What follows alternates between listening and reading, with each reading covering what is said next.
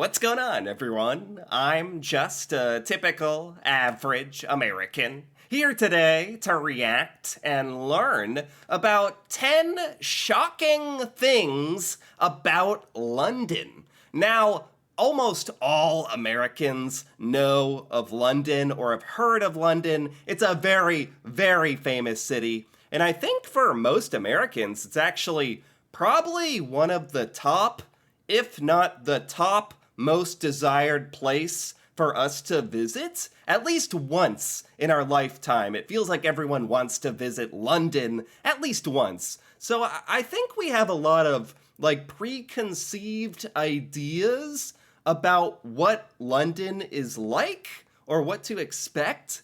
So today I'm really interested to see this video, which is about how London might shock us, especially as Americans, how it might have things we might not expect, which sounds very interesting to me. I don't exactly know what to expect out of this, so that actually sounds kind of fun. So let's take a look. First thing that's going to shock you when you're here is, dun dun dun, the sticker shock.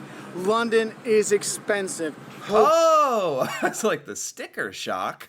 Are there stickers everywhere, or what kind of stickers do you have?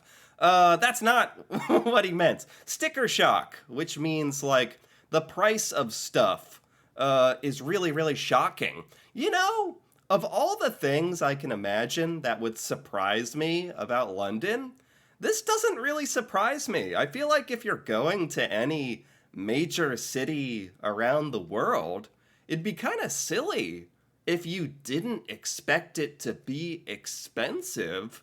I don't actually know. This doesn't actually shock me all that much. I think I would be more shocked if he had said, London is extremely cheap and affordable. I'd be like, what? That would be shocking. Hotels, accommodation, going out to eat, the non-free museums, they're all really pricey. And the exchange rate usually doesn't go in your favor if you're from the US or Europe and things like that. Really? The exchange rate does not go in our favor? That's not always the case in countries around the world. I think Americans are used to having a pretty generous exchange rate. Like the US dollar is pretty powerful, but that's actually kind of the shocking part of this. Maybe it's not meant to be that the exchange rate actually is not in our favor as Americans. So that's important. The second thing that's going to shock you is, well, how can I say this? It's probably the thing that's going to induce your heart attack shock when you are here. What? And that's the fact that they drive on the left side of the road. So you need to look right and then left and then right. Because you're coming from Germany or the US, you look left and then look right and go. Oh, okay. I was like, come on, man. Actually, you can give Americans a little credit here. Most Americans know that famously, like in the UK, that you drive on the other side of the road than you do here in America. That really freaks me out, the idea of even attempting to undo years of muscle memory and even try to drive in London on the other side of the road that my body would be like, this is wrong, this isn't right. But I also, really interestingly, what he's getting at is that when you cross the street, you have to look the other direction, which is really interesting and important for your safety. When you're in the United States, it's also muscle memory to look to your left to check to see if a car's coming. But in London, it'd be very easy to forget. You need to look to your right. So they actually have it written on the ground for American tourists. That actually is funny. But also, oh my God, I wonder if there had to be accidents for them to actually realize they needed to put these signs on the ground. How many poor Americans were sacrificed before they realized we needed explicit directions on which way to look. That's kind of terrifying and also oddly interesting. Here, the car's coming from the other way, and I can't tell you how many tourists I've seen looking the wrong way and they step out, and then a cab driver's like, and like, oh my God. I mean, Wow, so this is like a common problem in London, I think. Americans stepping out into the road, looking the wrong way. That's actually scary. I saw 3 people yesterday almost die because they were looking the wrong way. So that's the second thing that'll shock you is cars going the other way, heart attack inducing, oh my God, I almost got killed there. No kidding. You would, if that happened to you one time, you think you would remember for the rest of your life. But then you go back home to America and now you're looking right instead of left and nothing makes sense and oh no. The third thing that's going to shock you when you come to London is how international this city is. I mean, I know we're in England, you know, but you don't really feel like it all the time. Well, yes, you do when you got, you know, the Buckingham Palace over here, Trafalgar Square, Piccadilly Circus, but the city truly is international. Probably the most... Really? That's really cool, actually. I mean, London is like this global city. Like, it's so freaking famous. It makes sense that people from all over the world would go there. But yeah, like as an American, if I were to travel to London, I would expect to see like, you know, London stuff, British stuff everywhere. So it would be a little like surprising to see stuff from like other parts of the world, you know? But when you think about it, that's actually kind of a cool thing, kind of a perk. Most international city in the world. You're gonna have your high tea, you know, at 4 o'clock with crumpets and scones and all those things. Right. It'll be served to you by an Italian waitress, or you're gonna go to the pub, right? The quintessential England, London experience is going to eat at a pub. Go get in a pint at the pub. Well, that person pouring that pint might be from Poland, and the city is so international. Wow, so there's a lot of people internationally that live and work in London also. So it's got great food from around the world. People from all over come here, so that is pretty cool. But it is shocking how not super English it is when you are here. But there are still some cool English stuff, like seeing the change into the guard and stuff like that. Yeah, this is a good one, actually. This would take a lot of Americans by surprise. Because I would expect it to be like just English as possible. And then instead, like, there's all these different cultures and people from around the world, which is cool. But also, like, as Americans, if we're visiting London, we want it to be freaking London, England, you know? We want the King's Guard or Queen's Guard here and that kind of stuff, that experience too. And it's kind of a cool opportunity to experience other cultures as well, I didn't realize. Now the fourth shock we have on there is kind of help you with the sticker shop side of things, and that is how many great free things there are to do in London. Yes, it's expensive, but the best museum, the British Museum, where you can see, you know, artifacts from Greece and sarcophagi from... Free! Say no more. That is kind of shocking. Especially given shock number 1, which was everything is really, really expensive. And now I'm being told, hey, there's some free stuff too to kind of balance it out. You can go to this really, really cool museum. From the pharaohs in Egypt and all kinds of things like that, it's free to go in. The Tate Modern, you can go see the V&A where they have copies of great masterpieces and artwork from around the world. Cool. I mean, there's so many great free things to do just standing. That's actually really cool that is it the British Museum or the London Museum there? That's actually free? Because you know they could just charge for that and make so much money. So much money. So that's actually really nice. Outside and taking in the historic buildings, you're gonna feel like I'm on a movie set. I saw this in a movie. You have that feeling when you're here, and that's what's really cool. And they have all kinds of great free things. So don't get suckered into going to some of the pay stuff. Some of the pay stuff is worth it. For example, I was gonna say, like, don't get suckered into the pay stuff. Like, you're in London, England. If you're an American, it's probably the one and only time you're ever going to London.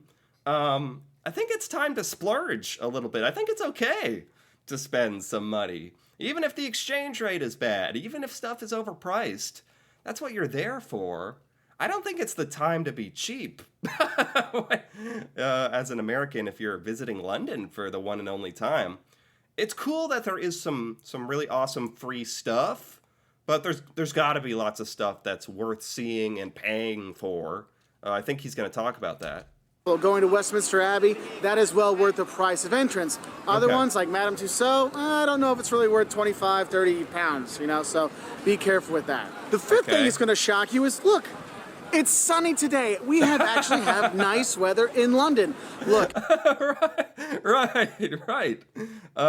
This is sort of famous here in America, that just like in England and I think the UK, the weather is not always that great. Isn't it always like supposed to be raining in London or something? Or is that just a meme or like a joke or something? 'Cause he's right. It looks really nice right here. it doesn't rain every day here. I know I like to joke about the bad weather in London and the bad weather in England, but I'll be honest, you can have great days like this where it is sunny and the people go out to Wow. the pubs and all kinds of stuff and really make the city come alive. So if you are here, believe me, the weather may shock you that you can get a great sunny day like this. However, probably Is it rare though? Is this the exception rather than the rule? Or is there any truth to that? It's like always raining in London. Is this like a special? Can you actually plan like a certain time of year to go to London and it's gonna give you a better chance of a nice day, maybe? the real shock is it does rain a lot when you are here, so make sure you bring a jacket because believe Okay. me, I know I actually have a jacket in my bag just in case this beautiful day ends and we have a little London shower come through. So we've gotten Okay. away from the clouds and the really nice sunny weather and warm weather, and now it's getting a little bit chilly. I need to have my jacket. So let's finish off number 6 through 10 of the 10 things that are going to shock you when you come to London. So the sixth thing that might shock you when you come here is how much people do drink here. Men, women, not children, but it's just like I don't know why that's so funny to me. Maybe the way he said it is gonna shock you. How much people drink in London? I don't know. I guess I kind of would go in expecting that people are gonna partake in drinking. I've never experienced like a authentic British pub myself, or like pub culture isn't even a thing here in America. So that would be quite shocking to see in real life. And I am interested like how popular pubs are. And according to this, they're really freaking popular. how many pubs there are out there throughout London, how many bars and restaurants and nightclubs and stuff like that, and how much people really love to have a pint. If you're going down, you see the people leaving Canary Wharf from work and they're doing pub crawls on a Thursday. Okay. You see them pub after pub after pub, and it's amazing how much people do drink here in London. That's funny. People are having a good time in London. Okay. And the shocking thing here maybe is just how many pubs there are. Can it really be like just pub after pub after pub? Like, can they all get a share of the market? Are they all staying in business? Is there that much demand for the pub and the alcohol? I guess so, huh? And they drink a lot, whether it's a pint of stout or an ale or a Peroni, which seems to be popular now, or a gin and tonic if you're in White Castle or whatever. Okay. There is drinking going all over the place, and that does kind of shock travelers because they're like, the English are so buttoned up and refined, and they're Right. sitting there having a pint like all the time. But that, Right. There is like this British stereotype that we have in America that British people are very like proper and put together and almost fancy or posh. I know that's not true of everyone. That's a generalization.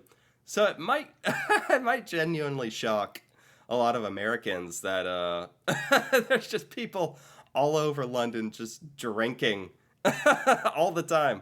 that is one of the quintessential things of coming to London is going to the pub and having a pint, having to get the ale where they crank it out for you. Right. And I mean, people, if you watched my videos before, I haven't always been the biggest fans of the ales, but on this trip I've made it a point only to drink ales while I've been here, and they're starting to grow on me. And you'll see that is just part of coming here. But Okay. it'll shock you is how much people do drink here. Which leads into Okay. the seventh thing that might shock you is the pub's last call is at 11. They're drinking a lot. They start early in the day. 11 p.m. Is that like across the board? Like pubs in London close at 11 or last call at 11? That is so early. This is kind of funny because I don't know who's known for drinking more now, Americans or Brits, because it sounds like Americans drink much deeper into the night and the morning. Gosh, a lot of bars in America close at like 2 or 3 a.m. or something. But it sounds like one of the big differences here is that people in London start drinking much earlier in the day, and then it shuts down as early as 11 p.m. Whereas here in America, like, you're considered strange if you start drinking, I don't know, before dinner time or something, 6 p.m. I mean, there's people who like do day drinking and stuff if you're trying to have like a fun day or something, but it's considered a little strange if you drink really early in the day here. So that's actually a big difference. But then the pubs close at 11. You're like, whoa, whoa, whoa. I mean, think about it. If you're coming from Spain or Portugal on your trip, at 11 o'clock, people are starting to think about maybe getting ready to go out. Here, Right. pubs are closed. You got to find another, nightclub or something like that to Wow. go to. So it does kind of shock people, and they're like, wait, it's 11. The pubs are closing? What's going on here? So do realize that the pubs do close at 11. So get your drink. Interesting. That's really interesting. To me, that says like that pubs fulfill like almost a different purpose than bars and clubs. Like a pub is somewhere you're going to relax and socialize during the day and evening, but it's not for like getting wasted and partying through the nights until the AM. That's not the purpose, which I didn't really know. Drinking in earlier, I guess. So that might be shocking for tourists that are coming here for a good pub time, good time, all right? Now, the eighth Okay. thing that shocks tourists when they come here is how good the tourist infrastructure is here. I mean, the English are Oh. extremely well organized, and here in London, it's no different. And The tourist infrastructure is really good. I never really thought about it. I guess just thinking, I would think if you're traveling to London, it's kind of like figure it out. Figure out your own path and your own itinerary. But this is actually a really lovely thing to hear that there's a tourist infrastructure. Maybe it makes sense because like London wants to make money off of tourism. So what? They make it like very very easy to be a tourist and what to like get guided tours and like itineraries and restaurants and stuff, I guess.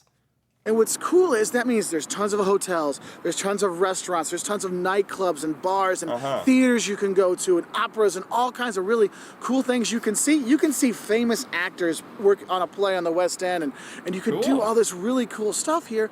But also if you're a tourist, you can do this on your own with all the information that's out there. The tube is Oh. easy to use. You can go get your Oyster card and Right, right. There's the public transportation, lots of stuff to do. I really like that because I'm the kind of person I don't want to like sign up for some sort of guided tour around London. I want to like figure it out and do what I want to do. And it sounds like London is kind of set up to facilitate that a bit and make it easy. That's really good, actually. top it up and do that. Make sure you tap in and tap out. I mean, it gets expensive, but the thing is, you can really get around, and the cops will help you, and the people will help you, and it Oh. is a really cool thing. So if you do get lost, ask the shopkeeper, hey, which way should I go? They will do a good job. But that tourist infrastructure Oh. here, man, that organization the English have, plus with all the tourists here, they Are Londoners like actually that friendly towards tourists and Americans? Like, if an American walks into a random shop and is asking for directions or something, is that considered annoying or? Because I don't know. In America, it'd be kind of like a coin flip. Like, the Americans might be very, very nice to you and really go out of their way to help you out, or they might just tell you to screw off and get out of here and stop bugging us. It's kind of a coin flip. So he makes it sound like Londoners are quite open and helpful, which is very nice. They really kind of put it together well. And what's funny is you see the Londoners here, and it's almost like, I mean, they know that there's lots of tourists here, but they just kind of go on with their lives. They don't, sometimes it doesn't seem like they interact with the tourists or notice them there. It's just part of their normal day stuff. And it is kind of cool. But man, the tourist infrastructure here. Yeah, I can only imagine living somewhere like London where tourists are a part of your life. like like you live there and it's just a fact of life that there's tons of people coming for just a few days or a short trip that are there for the first time and have no idea what they're doing. It'd make for quite a chaotic experience, but if you live in London long enough, it's probably kind of what he's saying. Tourists, you just kind of stop seeing them after a while, you know? It's just like, it's like trees or something. They're just always there, and you're like, you don't think about them. Shockingly how good it is, you'll be fine. That's why I tell people, looking for a first trip to Europe, England and London's a really easy to do because they have it all set up for you. So that is kind of shocking how well it is done. Now, the ninth thing that might shock you when you come here is how big this city is. Look, you are... Oh, this is a very good one. This is a very good one because I don't even understand this too. I have to admit, even though like I've learned a thing or two about London, I know of London a little bit, I have no idea in my mind how big it is. And I think that's true for most Americans. Like, we have no image in our mind of how big it is, how long it takes to go from one side of London to the other side. I have no idea, absolutely no idea. So this is very true. Is it, so the shock is how big London is. So it's like really, really, really big. I expect it to be big, but is it like, how big is it? Are going to be using the tube to go to all these different places around the city. But when you look at how big London is, what you need to realize, there's different neighborhoods and all kinds of different stuff all over. Right. Last night we went out on the east, on the East End, and we went, saw a show the night before in the West End. Maybe go to Greenwich and go do something. Soho, Notting Hill, Chinatown. There's so many different districts throughout here. So it's made of lots of districts and neighborhoods, and man, I've heard of some of these things like the West End and the East End, and there's different sides and directions of London and neighborhoods, but I still, and boroughs or something, but I still don't really understand how big it is. The people think, oh, well, London must be kind of a historic center. I see the City of London, I go see the Tower of London, and I'm done.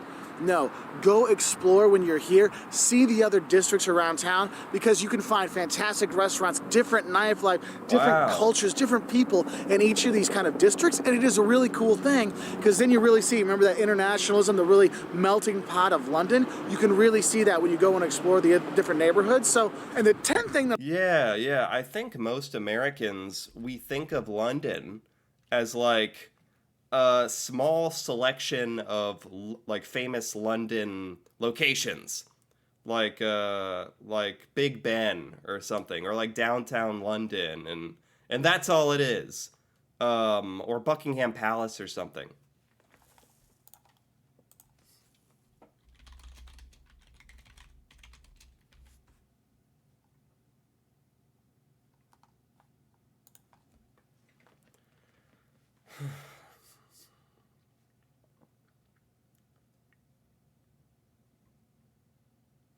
But apparently, apparently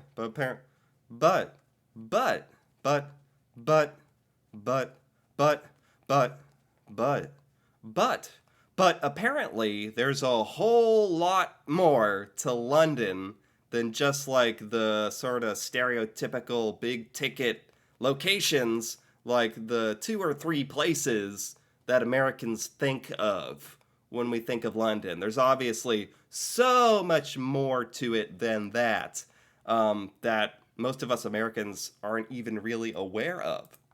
And the 10th thing that'll probably shock you when you come here to London is the cops don't have any guns. Or if they do have guns, they have like big machine... What? What is he saying? Wait. For what? No guns? Okay, is that, whoa, I feel like I had like a, am I having like a really American reaction right now? Maybe. It's just genuinely shocking. Like, that's, when I think of police or cops in America, what I think of is people with guns. That's like the points. They, cops have guns and they need that to keep law and order. Or maybe that just says something about civilization here in America. Like, if our police didn't have guns, if our cops didn't have guns, it'd be chaos. People would take advantage of that. Maybe this just says something really, really great about the people of London in general, that society can just go on as normal with a police that don't have guns. I just can't get over that. That's so different to what it's like here in America. And then he was saying something about machine guns. That really caught me off guard. Something about machine guns. What is that? Or if they do have guns, they have like big machine guns. I know in the U.S. our cops always have a firearm on the side, but here the bobbies, the cops here, they don't. They have their walkie-talkie and some other things. And the thing is, they're really super friendly and helpful. So if you're not sure where to go, the cops, again, that service and that tourist infrastructure and the manners and all those kind of things that you have here in England, they come out and the cops are very helpful. Oh, you need to go this way, sir. Go that. The cops are friendly and helpful and don't have guns. I can't believe what I'm hearing. This is like a parallel universe. Well, here in America, all cops have guns. That's a given. I laugh even thinking about our cops not having guns. That's like, I've never heard of such a thing. And our cops are sometimes nice, sometimes not. It just kind of depends. So this idea that like all these London cops are polite and helping give you directions and stuff, it's just so far and away from what I think of when I think of police. But that's American police. Apparently it's very, very different. Apparently it's very different in a good way, in a better way. Like, the fact that London can just go about its daily life with police that don't need guns or firearms, or that are just polite and helpful, like, that's how it should be. Ideally, that's how it should be. So I actually, like, really, really respect that. That's amazing, actually. That way, sir. They are fantastic, but not having the gun is kind of shocking sometimes for tourists. But then when they see the guys with the big machine guns, they're like, oh, wow. So when they do have them, they really do have them. So, but sometimes there's people with giant machine guns. Okay, what? When? Why? When do you pull those out? It's either all or nothing in London. Okay, oh my God. that can be shocking for a tourist. Anyway, those are just 10 little things that might shock a tourist when they come here to London. It's a fantastic time. I've been here many. Okay, and I think that sounds like that's the end of it. That was a trip. That was really interesting and shocking, as promised. This was great. This was by Walter's World, and I got to give this a like. I really liked that, it's exactly what I was hoping. I, as an American, have a lot of preconceived ideas about London and what it's like. And a lot of that was really shattered today, or like, I feel like this was actually really good for me. And I feel like I was really educated on a lot of important things about London that most Americans really don't know about. These were really quite a shock to me. And to end on that whole gun thing, that was perfect. This really like almost made my brain explode there. But this is actually quite fun to learn about, and I feel like this is actually really, really useful. Anyway, if you enjoyed this as well, feel free to give this video a like, or leave a comment with your thoughts on any of these shocking things about London, or other things about London that might shock Americans like myself. That'd be very, very fun to hear about. And if you're interested in more videos like this, me reacting to Britain and British culture and stuff about Britain I've never seen or learned before, feel free to subscribe for more. And until then, thanks for watching and see you next time.